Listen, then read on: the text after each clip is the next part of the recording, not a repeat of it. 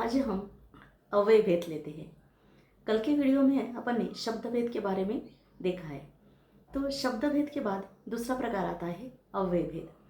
तो ये जो प्रकार है, शब्द भेद हो या अव्यय भेद हो या वाक्य भेद हो या फिर रचना के आधार पर भेद पहचानना हो, तो ये प्रकार अगर एक मार्क के लिए क्यों ना हो, लेकिन एग्जाम में वो आते ही है।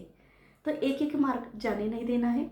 तो वो हासिल करने के लिए हमें हर प्रकार किस तरह से करना है वो अच्छी तरह से देखना है।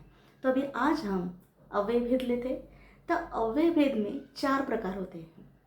4 प्रकार में से पहला जो प्रकार है अव्यय भेद का, वो ये है कि क्रिया विशेषण। मतलब इस नाम में उत्तर समझ में आता है कि क्रिया के बारे में जो विशेष जानकारी दे रहा है वो जो शब्द, वो होता है क्रिया विशेषण।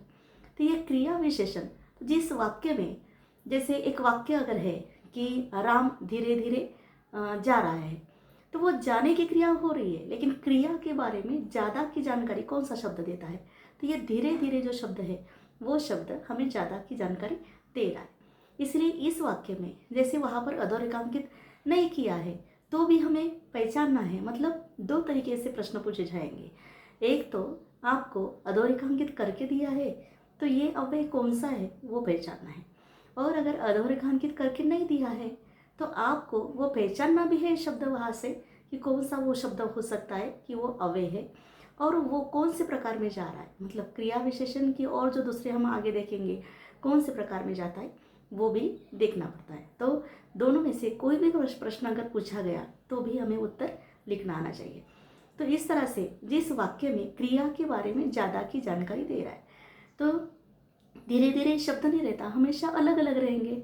जैसे कोई दूध पी रहा है तो राम जल्दी जल्दी दूध पी रहा है, लिखते वक्त वो जल्दी जल्दी लिख रहा है। कोई भी शब्द हो सकता है, लेकिन जो क्रिया हो रही है उस क्रिया के बारे में वो अगर ज़्यादा की जानकारी देने वाला शब्द है विशेषण की तरह, तो वो होता है क्रिया विशेषण। फिर दूसरे जो है प्रकार इसका अव्यय का दूसरा प्रकार, तो वो है समुच्चय बोधक। तो समुच्चय सूचक भी बोल सकते हैं, समुच्चय बोधक। बोधक शब्द हो या सूचक, दोनों में से कोई भी लिखो तो भी एक जैसा ही है। तो समुच्चय बोधक दूसरा, तो इसमें क्या है, जो वाक्य है 2 अलग अलग, 2 हो या 3 हो, तो वो 2 वाक्य को, जैसे 2 शब्द हो या 2 समूह हो, 2 ग्रुप, कैसे भी, तो उनको वो जोड़ता है और जोड़कर उनको एकत्रित ला रहा है, समुच्चय कर रहा है उनका। तो इसीलिए उनको बोलते हैं कि समुच्चय बोधक। तो समुच्चय बोधक में जैसे वाक्य है कि हाँ, गोवा में उमस थी लेकिन मुंबई जितने नहीं, या फिर गोवा में उमस थी लेकिन, लेकिन शब्द हो या जितना शब्द। तो इसमें ये लेकिन शब्द वगैरह क्या कर रहा है कि उन 2 शब्दों को, जैसे गोवा में उमस थी एक वाक्य हो गया, लेकिन मुंबई जितनी नहीं, तो ये दूसरा जो वाक्य है कि मुंबई जितनी नहीं और गोवा में उमस थी, ये 2 वाक्य को ये लेकिन शब्द जोड़ रहा है। तो ये एक वाक्य को दूसरे वाक्य को ऐसे लेकर वो ग्रुप बना रहा है, एकत्रित कर रहा है, समुचित कर रहा है वो। तो इसीलिए ये लेकिन शब्द वहाँ पर अगर अधोरेखांकित नहीं किया है तो हमें करना पड़ेगा, क्योंकि जो भी वाक्य दिए जाएंगे उसमें कोई भी एक अव्यय रहेगा, वो आपको पहचानना पड़ेगा। ऐसा नहीं होगा कि वहाँ पर 2-3 प्रकार के अव्यय दिखाई दे रहा है, उसमें से मैं कौन सा लूँ, ऐसे कन्फ्यूजन नहीं रहेगा। कोई भी एक हो सकता है, वो पहचानना है। तो अगर अधोरेखांकित करके दिया है तो बस वो पहचानना है कि वो कौन से इसमें जाता है। अगर नहीं अधोरेखांकित करके दिया हो तो भी वो पहचानना आना चाहिए कि वो कौन से प्रकार में जाता है, क्योंकि ध्यान में रखना है कि अव्यय में प्रकार कितने हैं। बस 4 ही तो प्रकार है अव्यय के, उस 4 प्रकार में वो कौन से इसमें फिट बैठता है वो देखना है वाक्य। फिर तीसरा जो प्रकार है तो वो प्रकार है संबंध बोधक। संबंध बोधक में जैसे एक नाम हो या एक समूह हो, जैसे अपन ने अभी समुच्चय बोधक में लिया था, एक नाम हो या एक समूह हो, वो एकत्रित कर रहा है। यहाँ पर थोड़ा सा अलग ऐसा है कि यहाँ पर वो जो वाक्य है दिया हुआ, उस वाक्य का वो दूसरा वाक्य, पहला वाक्य और दूसरा वाक्य, इन दोनों वाक्यों का एक दूसरे पर अवलंबित है वो वाक्य। मतलब एक वाक्य पढ़ो तो नहीं समझ में आ रहा है, दूसरा वाक्य पढ़ो तो भी समझ में नहीं आ रहा, दोनों वाक्य साथ में पढ़ो तो समझ में आता है। जैसे मेरे घर के पीछे सीता का घर है, तो ये के पीछे जो है वो कैसा क्या क्या कर रहा है। तो जैसे एक वाक्य अगर पढ़ो, जैसे मेरे घर के पीछे, ये तो आगे क्या हो सकता है, तो सीता का घर है जैसे। तो ये सीता का हो, राधा का, जो भी है। फिर ये जो दूसरा वाक्य है और पहला वाक्य, दोनों को के लिए, यहाँ पर ज़्यादातर ध्यान रखिए, के लिए, से पीछे, के आगे, इस तरह से शब्द आते हैं।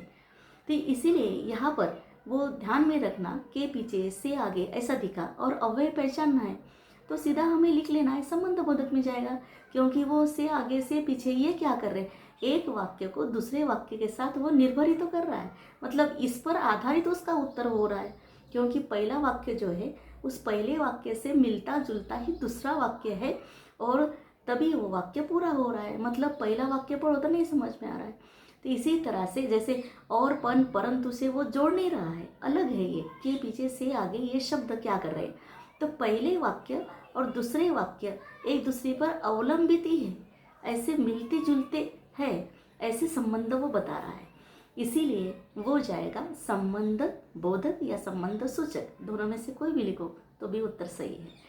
फिर चौथा जो प्रकार है वो प्रकार जाएगा, आखिरी का ये जो प्रकार है वो विस्मयादि बोधक। तो विस्मयादि बोधक में बहुत ही आसान है पहचानना, क्योंकि वहाँ पर आश्चर्यकारक चिन्ह होता है।